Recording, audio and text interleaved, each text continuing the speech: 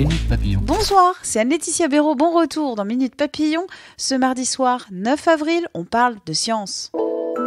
Direction l'espace. Demain 15h, grand jour dans la découverte du cosmos, sera révélée la première image d'un trou noir prise avec l'Event Horizon Telescope.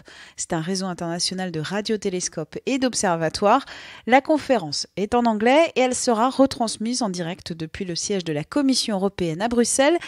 Pour résumer, ces observations de ce trou noir pourraient valider et qui sait peut-être infirmer la théorie de la relativité d'Einstein ou les différentes théories des trous noirs, notamment celle de Stephen Hawking.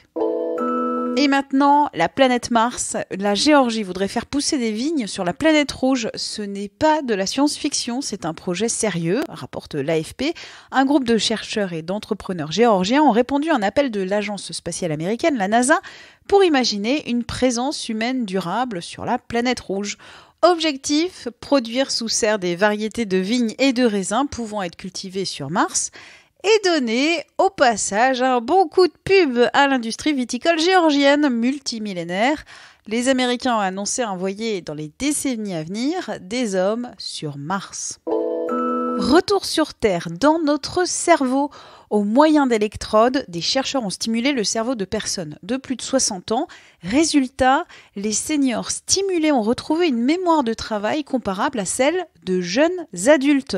Les travaux de cette expérience ont été publiés aujourd'hui dans la revue Nature Neuroscience, une expérimentation qui pourrait aider un jour peut-être à contrecarrer le déclin cognitif lié à l'âge.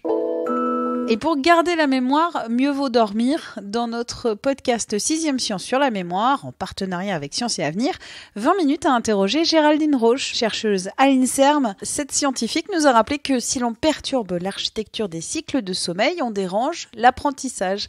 La suite, c'est dans notre podcast 6e Science. Minute Papillon, on se retrouve demain midi 20 pour de nouvelles infos.